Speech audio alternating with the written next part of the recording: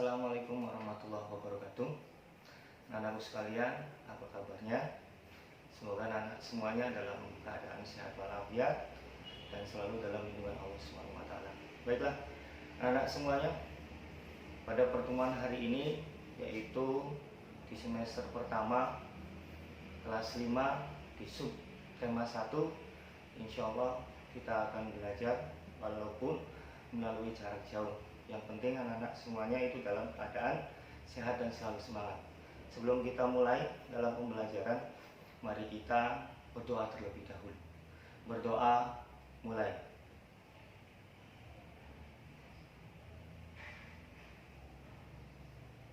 Selesai. Baiklah anak-anak semuanya, kita akan mulai pembelajaran pada hari ini di semester pertama subtema 1. Nanti kita akan belajar tentang organ gerak hewan dan manusia. Anak-anak pasti mengetahui makhluk hidup. Ada berapa macam makhluk hidup? Ada manusia, ada hewan. Kita nanti di sini akan mempelajari tentang organ gerak hewan dan manusia. Ya. Makhluk hidup mempunyai ciri-ciri. Waktu dulu di kelas 3 sudah dipelajari oleh anak-anak semuanya, yaitu ada bernafas, ciri makhluk hidup itu, ada bergerak, ada berkembang biak, ada menerima rangsangan, dan hari ini kita akan mempelajari tentang organ gerak pada hewan dan manusia. Manusia dan hewan itu memiliki organ gerak yang hampir sama, yaitu ada organ gerak pasif dan organ gerak aktif. Bapak akan menjelaskan. Di samping sini ada kerangka manusia, ya, kerangka manusia yang disebut dengan organ gerak pasif adalah tulang, baik tulang pada hewan ataupun tulang pada manusia. Ingatnya, organ gerak pasif pada manusia atau hewan itu sama, yaitu terdapat pada tulang. Ambil contoh aja ini, ya, tulangnya satu. Sedangkan organ gerak aktif yaitu otot. Tulang tidak mungkin bergerak.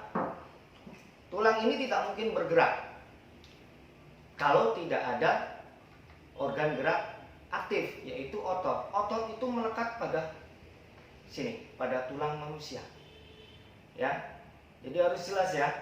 Jadi organ gerak pada manusia dan hewan adalah sama, yaitu pasif dan aktif. Kalau pasif itu terdapat pada tulang.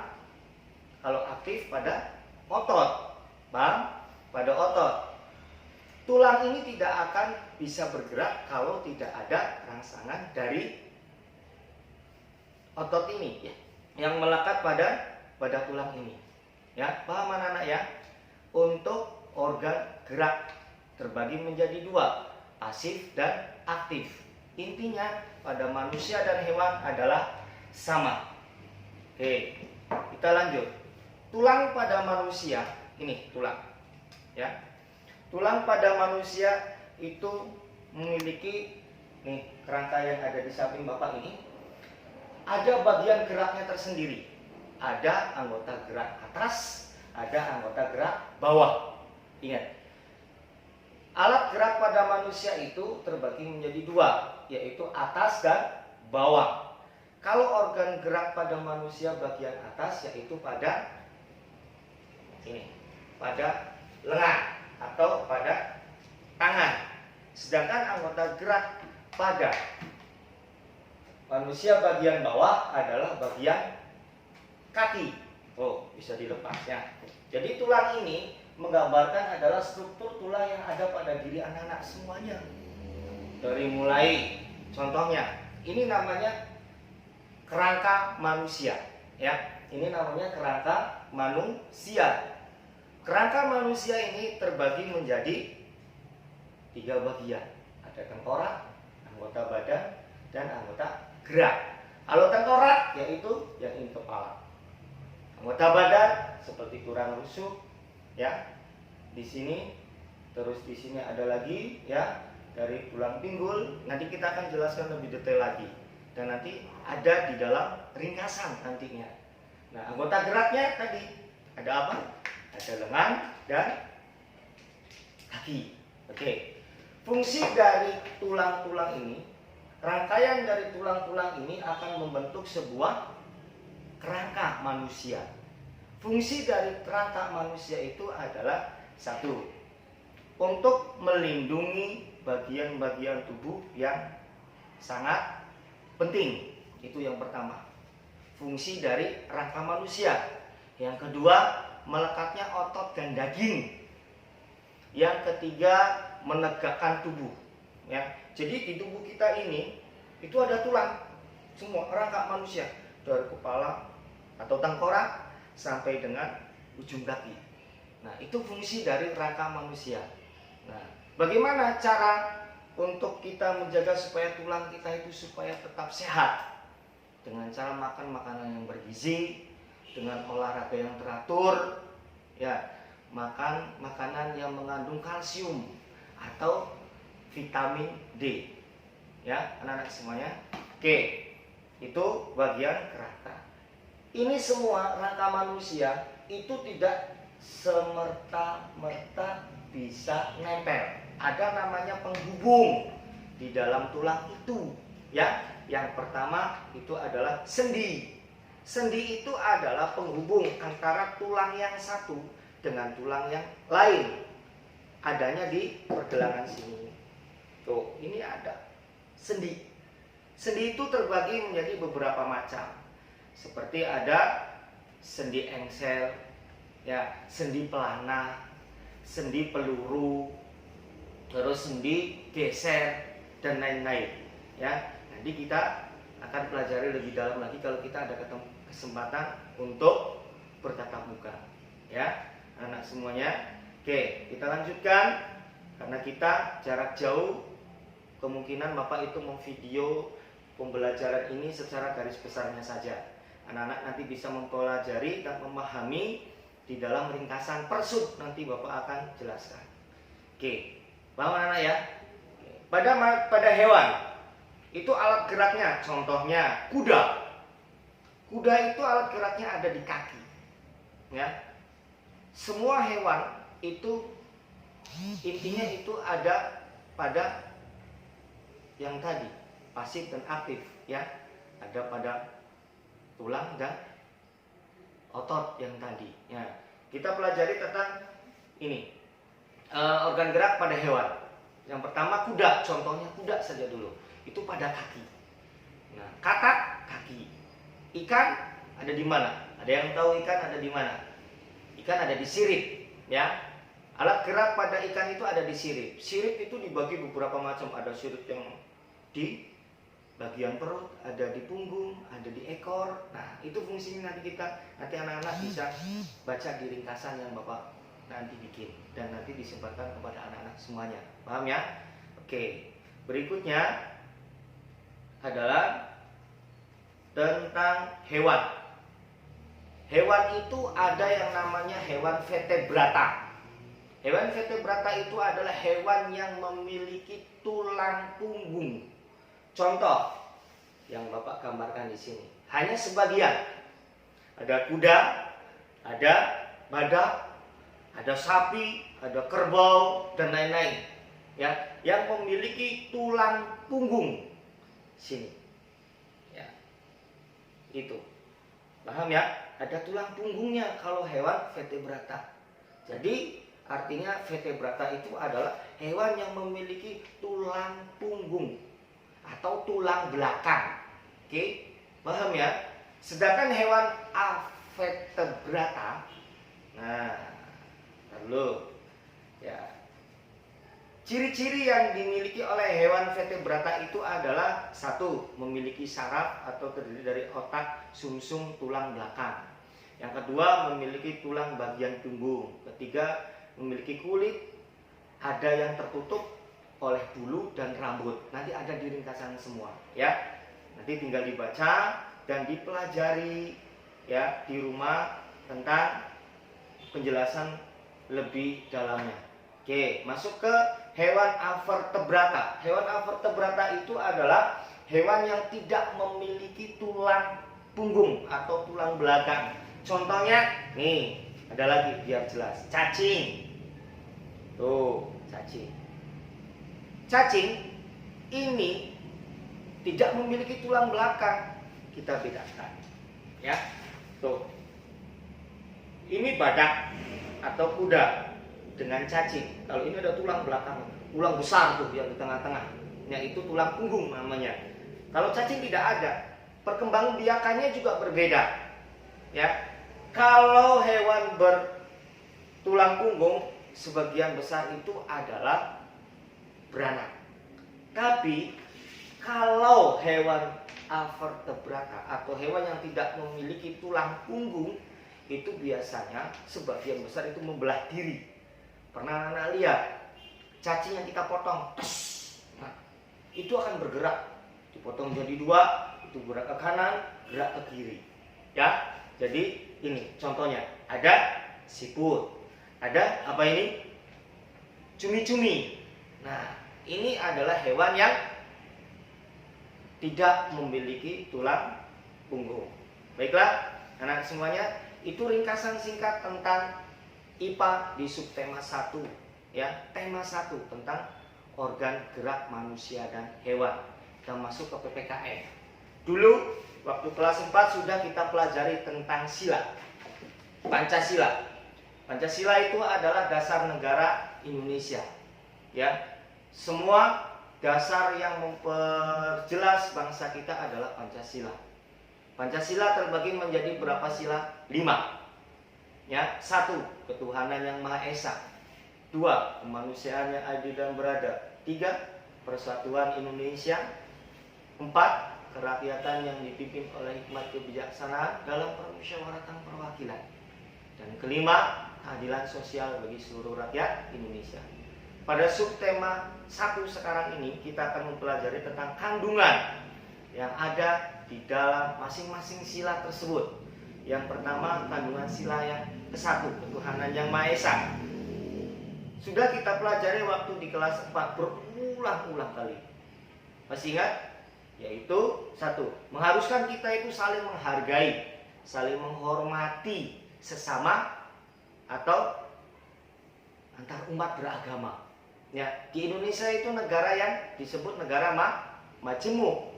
Majemuk itu beragam, dari suku, bahasa, agama. Di sini agama. Agama kita bermacam-macam. Ya, unik. Tapi keberagaman itu dijadikan sebagai alat pemersatu bangsa. Jangan dijadikan sebagai alat pemecah. Antara umat Islam dan umat Kristen itu jangan kita saling mengejek, harus saling menghargai. Orang Islam sedang ibadah, kita hormati. Orang Islam sedang puasa, orang Kristen juga menghormati. Orang Kristen contohnya sedang merayakan Natal, orang Islam juga menghargai dan menghormatinya, dan seterusnya seperti itu. Ya, menghargai dan menghormati walaupun agamanya berbeda-beda. Yang kedua, kandungan sila yang kedua, mengakui persamaan derajat, persamaan kewajiban antara sesama manusia dari azas kebersamaan. Jadi jangan kita membeda-bedakan. Ya, jangan membeda-bedakan tentang hak dan kewajiban sesama rakyat Indonesia atau dengan tetangga. Contohnya, kamu tuh sana golongannya orang-orang yang miskin. Kita ini adalah kumpulan orang-orang yang punya uang banyak. Jangan seperti itu. Itu bisa menimbulkan perpecahan. Dan kita sambung ke sila yang ketiga, yaitu Persatuan Indonesia. Persatuan Indonesia sudah digabung jadi satu, menjaga persatuan dan kesatuan, tidak membeda-bedakan suku, bahasa, ya, dengan rumah adatnya yang bermacam-macam. Semuanya itu unik Indonesia itu, tapi jangan dijadikan perpecahan. Jadikan suatu keindahan, dijadikan suatu pemersatu bangsa supaya negara kita itu semakin kuat, ya, dan dihormati oleh negara lain.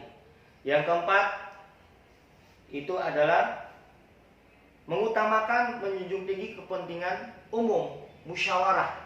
Ya, di dalam sila keempat itu mengutamakan adalah kebersamaan. Kita musyawarah, memecahkan masalah itu dengan bermusyawarah. Ya, contoh pemilihan ketua kelas kalau di sekolah itu dengan cara bermusyawarah. Nah, pemilihan RT di kampung dengan cara dipilih, terus kita langsung bermusyawarah. Ada pemilu, ya, pilkada. Nah, itu adalah ciri dari sila keempat. Yang kelima itu adalah keadilan sosial bagi seluruh rakyat Indonesia. Menghindari diri dari sifat pemborosan, ya, dari sifat pemborosan, selalu bergaya hidup mewah, siap pahlawan. Nah, itu tidak boleh, kita harus hindari. Semuanya sama, keadilan sosial, adil dari sesama manusia yang lain, dari sesama orang yang lain, ya, paham semuanya. Dari cerita yang tadi, waktu dulu kita akan membahas tentang bahasa Indonesia adalah pokok pikiran, ya, pokok pikiran, ya. Kita membahas ide pokok. Ide pokok adalah masalah utama yang akan dibahas dalam suatu paragraf, ya, masalah utama yang dibahas dalam suatu paragraf.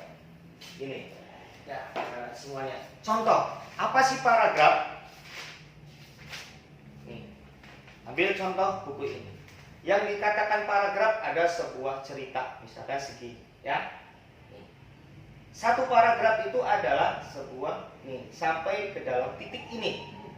Paragraf itu adalah kalimat yang menjorok ke dalam, ya, menjorok ke dalam. Itu disebut satu paragraf sampai dengan titik dan membentuk garis baru, menjorok ke dalam lagi. Berarti ini ada berapa paragraf? 1, 2, itu paragraf. Ya, itu bahasa Indonesia. Dulu kita sudah membahas tentang ide pokok. Ide pokok terdapat dalam kalimat utama, ya, sebutannya banyak, ya. Nama lain dari ide pokok adalah gagasan utama, gagasan pokok, ya.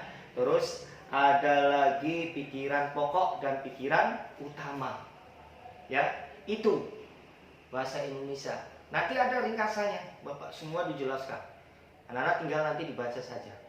IPS tentang letak geografis. Anak-anak tahu letak geografis Indonesia? Diapit oleh 2 benua dan 2 samudra. Ingat benuanya? Benua Asia, benua Australia. Samudranya, Samudra Pasifik dan Samudra Hindia. Itu harus paham. Nanti ada PR yang harus dikerjakan. Letak masing-masing luasnya berapa, ya. Nanti batas wilayah dari masing-masing provinsi yang terbesar yang ada di Indonesia. Jawa misalkan, ya, Kalimantan, Sumatera, Papua, ya. Nanti itu akan ada tugas, ya, buat anak-anak semuanya di rumah. Untuk SBDP-nya, ya, untuk SBDP-nya yaitu kita akan belajar tentang apa sih gambar ilustrasi, ya. Gambar ilustrasi itu merupakan penggambaran dari suatu teks bantuan memperjelas, ya.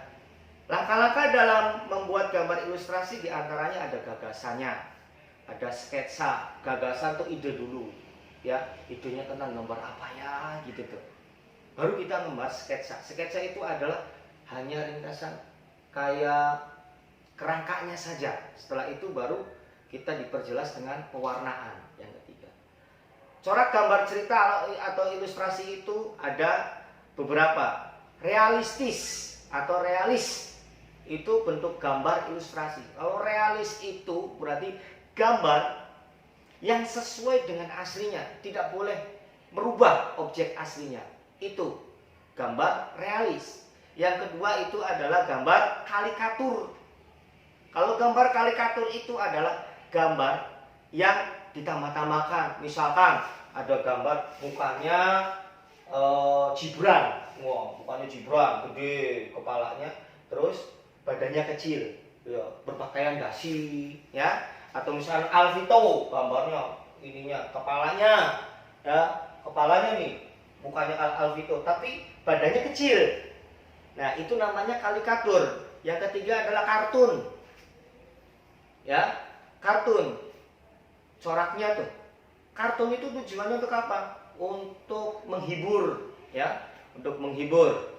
Ada satu lagi, gambar dekoratif. Gambar dekoratif itu adalah gambar yang tujuannya untuk memperindah, ditambah-tambahin, tapi tidak menghilangkan gambar aslinya. Ya, anak-anak semua ya, tidak menghilangkan gambar aslinya. Paham ya?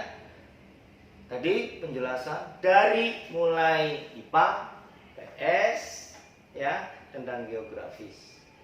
Jadi dari mulai IPA, kerangka manusia tadi, alat geraknya. Nanti di ringkasan ada, ya. Dari mulai bahasa Indonesia, ide pokok, gagasan pokok. Waktu dulu kita sudah dijelaskan di kelas 4, adanya letaknya di mana. Gagasan ide pokoknya, ya. Masih ingat?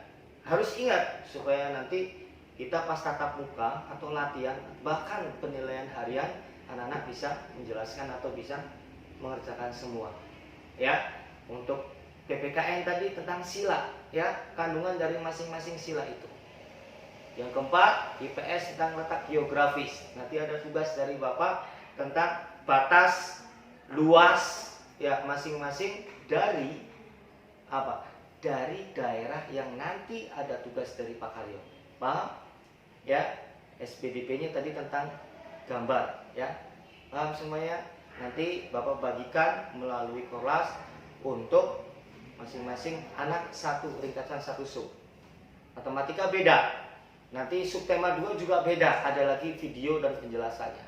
Itu saja dari Bapak pertemuan pertama subtema 1. Ya, tema 1 subtema 1. Ingat, rajin belajar walaupun kita tidak bertemu tatap muka langsung, tapi insya Allah Bapak percaya sama anak-anak semuanya bahwa walaupun belajar jarak jauh tapi tetap semangat, tetap mengerjakan tugas-tugas yang Bapak berikan nanti kepada anak-anak semuanya. Bapak akhiri, jaga kesehatan. Assalamualaikum warahmatullahi wabarakatuh.